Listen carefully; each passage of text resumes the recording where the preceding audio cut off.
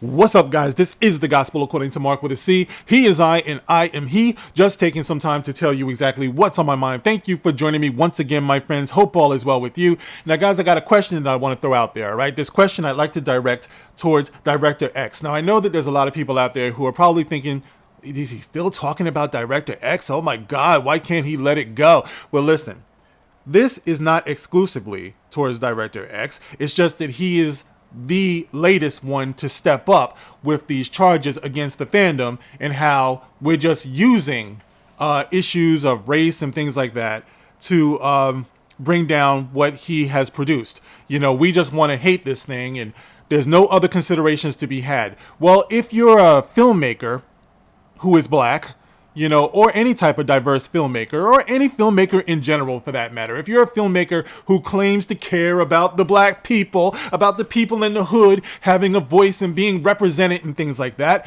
then my question to you is, why is there only one way to see this? Like, why is there only one story to tell where black people are so desperate that they have to be lawless? You have to understand that black people are going to throw temper tantrums and destroy their own neighborhoods because they feel like they're underrepresented and nobody hears them, and we should excuse them for the lawlessness that they exhibit. After all, that's basically what we get with Robyn with a Y Hood. Now, his response will always be that, yeah, well, nobody cares. Nobody cares about that. You just wanted to hate. That's the only reason why. There's no legitimate criticism for why anyone would not like this show other than they hate. Nobody really cares. But my question to you, right, is why is it so hard to tell stories about people who lose everything in those types of scenarios? Like, not just the people who are throwing things at cops and all of that stuff, who are rioting, who are looting, but the people on the other side who are trapped in those neighborhoods, who are in fear, who have to live in those neighborhoods, the children who walk around or can't even cross the street without being caught in some crossfire. Beautiful, beautiful black children out there. I saw the most beautiful little girl. I wish I could remember her name. I'll probably put it in the pinned comment below. Most beautiful little girl I've ever seen in my life, who got killed because she was shot in some crossfire that involved the cops, by the way. Okay? But every day we're faced with this. You know, children who are losing their lives, old people who are afraid to sit out on their front porch and things like that. Why don't we tell those stories, the stories of those people, right? So let me begin by asking about this. Why can't you make, for example, I got a pitch for you, Director X, and people who like you who are out there, all right? All right, listen, baby, listen, here we go, all right? There was a story about a young black woman in Philadelphia who opened up her own beauty and hair salon, her own beauty supply shop, I should say. Okay, young woman, beautiful, very, very pretty. As a matter of fact, the young lady that you have playing Robyn with the Y Hood could actually play her. You can see her in the thumbnail. Okay, so anyway, she was caught up in the looting that happened, last month, I think it was, in retaliation or in response to the shooting of Eddie Irizarry, okay, who was shot by the cops. All right, so of course people went out to go loot and tear down the neighborhood and things like that. But my question is, you know, why can't you do a story about this young lady here? I'm going to read a little bit about her, okay? This was on 6abc.com. And it says here, beauty supply store among the many hit during the second night of looting in Philadelphia. A second night of looting left Philadelphia stores in shambles, and the chaos was caught on video. And of course, one of the people out there who were filming would have been our good friend Meatball. Remember her, the other black woman who was out there raising hell, who live streamed herself among the looters and ended up getting arrested? You remember Meatball. So anyway, looters hit Nat's Beauty Supply on the 68 block of Frankfurt Avenue in the city's Tacony section. Surveillance video from a neighboring business shows 7 people approaching the store late Wednesday night. Others can be seen eventually joining in before breaking into the store and making off with bags of merchandise. Now, video from inside Nat's Beauty Supply store shows looters breaking the glass door, entering the business, and ripping items off the shelves and walls. Within a minute, the looters cleared the store, leaving behind the damage. Now, the owner of the store, Claudia Samis, said she raced to her business when she got the call early Thursday. Now, this is Claudia Samis who is speaking.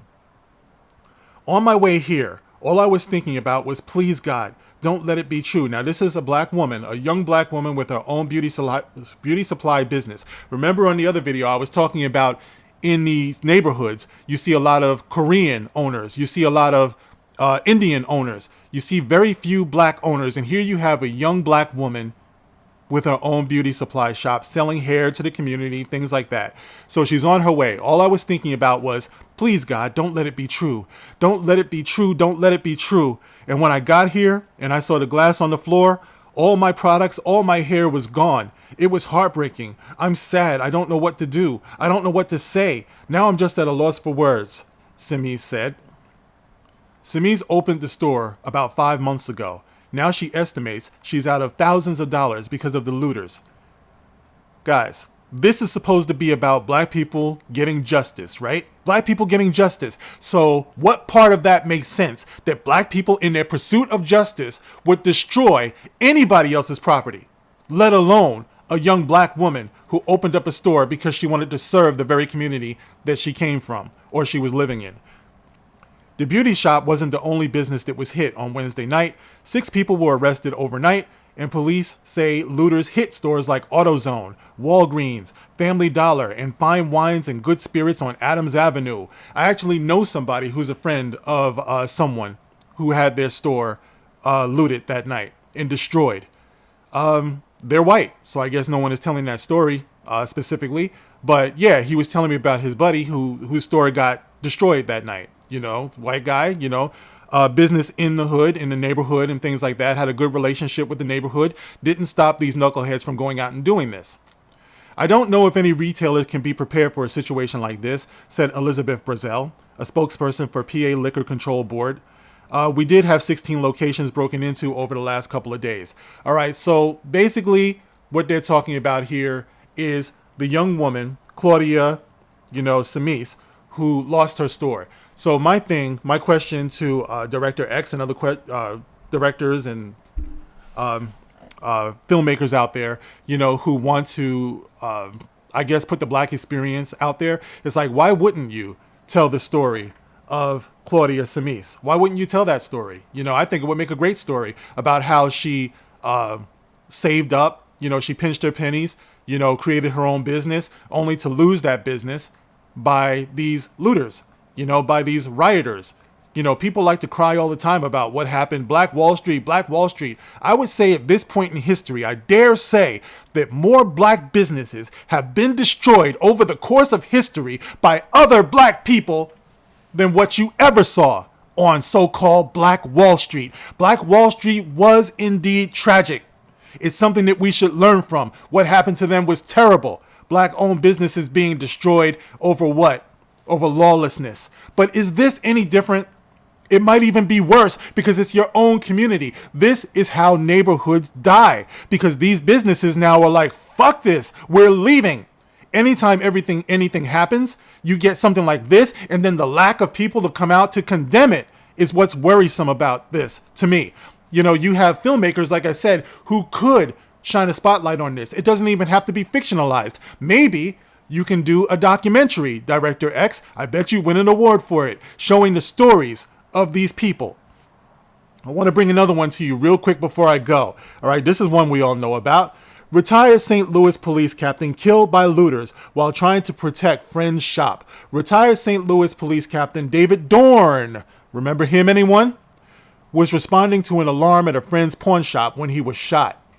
A retired St. Louis Metropolitan Police Department captain was shot and killed Tuesday morning while protecting a friend's pawn shop from looters, according to the authorities and the victim's wife. Of course, David Dorne is a black man. He's an elder. He was 77 years old. You see him in the thumbnail, okay?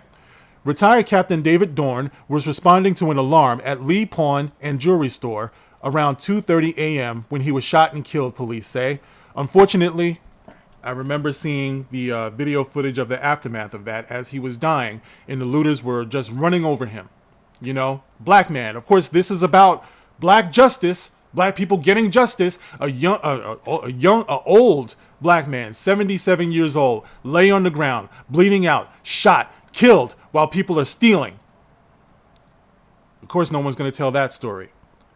No arrests have been made. Of course, now, yes, the arrests have been made. I should say the update of that is that it was Stephen Cannon, who was 24 years old at the time. He was convicted of his murder without parole. Okay, so there you go. It's a tragedy twofold because you got a 24-year-old, like I told you before, we're failing the kids because we're allowing the kids to believe that this lawlessness is somehow understandable and acceptable in response to feeling like you're not heard or injustice, if that's even what that's about. But where would they get that idea? They would get that idea from our media, who enables this, liberals who enable this, and shows like Robyn with a Y Hood. You can hear the looters. Here they come. Here they come. Listen up. You can hear them. Yeah, that's right, Director X. I'm talking about your show. But it's not just your show. All right, but anyway, going on. David Dorne was a fine captain, Hayden said at a news conference on Tuesday back then. Many of us younger officers looked up to him. Some people say we need more black people policing our own. All right, this man, he stood out. He was a role model. Many younger officers looked up to him. It's a very sad time for our agency. Former St. Louis County Police Chief Tim Fitch called Dorne a true public servant. Protecting and serving all the way to the end, Fitch tweeted. None of us who knew you are surprised you went out fighting at Lee's Pawn this morning. Godspeed, my friend. Now, of course, this fatal shooting happened amid protests and unrest over the death of George Floyd, of course, in Minneapolis custody. How is it, as tragic as it was, what happened to George Floyd? Now, I'm not going to get into any debates about what George Floyd was on at the time of his death or whether the man who was arrested for killing him indeed was guilty. The point is, the question that I'm asking here, in this case here, is why is it that George Floyd's name is known more than David Dorne? Why don't people talk about him? You didn't hear Black Lives Matter making the poster child out of David Dorne. You didn't hear them say anything, much of anything. If they did say something, I never heard it. But I heard everyone talking about George Floyd. Isn't there something wrong with that? But once again, the question, Director X, is why directors and filmmakers and black writers such as yourself, why you're not talking about this? Why you're not reflecting this? You don't think there would be an audience to hear about this, to think about this? David Dorne was a veteran police officer. He was a father. He was a grandfather. He clearly had principles. All right, there's a life story there, but nobody wants to talk about that. Why is it? That's my question. Why don't we hear about stories like that? Why don't we hear stories about the young woman who lost her business? Surely she's making history when you go into black neighborhoods and you see a black woman who actually owns these things and she's losing these things. And like I said, this is how neighborhoods die because people will leave. They can't make their money. They can't make their business flourish without this being the risk that they run. They're going to leave. And where will the neighborhood then be without goods and services? We don't think about that, do we? No, we don't. We get people like Meatball and others, Director X, who wants to glorify and glamorize we're just going to be lawless. Yeah, black people can be Robin Hood. I told you it doesn't work. All right? We don't steal.